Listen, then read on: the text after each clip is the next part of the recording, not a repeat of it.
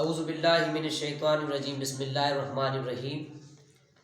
कुरान मजीद जे मुतलिक़ काफ़ी दोस्त सवाल कनि था। उन्हनि जे लाइ कुझु हदीसनि मां कुझु किताबनि जे हवालनि सां सवाल मूं दर्ज कया आहिनि, मवाद ॻोल्हियोमांव त कुरान मजीद में 30 सिपारा आहिनि ऐं कुरान मजीद में 14 सजदा आहिनि ऐं कुरान मजीद में 7 मंज़िलूं आहिनि ऐं कुरान मजीद में 114 सूरतूं आहिनि, जे मंझि 86 मकी सूरतूं आहिनि ऐं 28 मदनी सूरतूं आहिनि।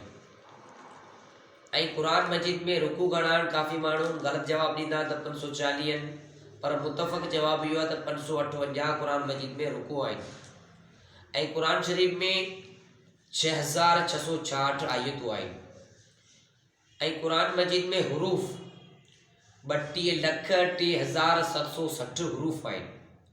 ऐं ॿियो कुरान शरीफ़ में जेको अखर जे मथां ज़बर हूंदी आहे उहो आहे 53,243 ज़बर कुरान मजीद में आयल आहे।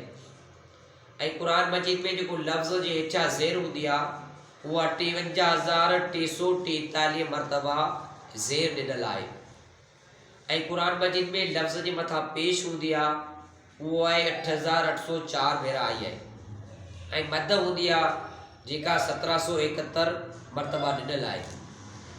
ऐं कुरान मजीद में शद 1243 मरतबा ॾिनल आहे। ऐं जेके लफ़्ज़ जे मथां नून जे विच में या जीम ते या खा ते मथां नुक़्ता हूंदा आहिनि उहे नुक़्ता आहिनि 2,05,681 मरतबा उहे नुक़्ता ॾिनल आहिनि। त अल्लाह पाक खां दुआ आहे त असांखे इन कुरान शरीफ़ जी मालूमात मुतालिक़ सुठी ॼाण हासिल करण जी तौफ़ीक़ अता फ़रमाए। वमा अलैना इल्लल बलाग।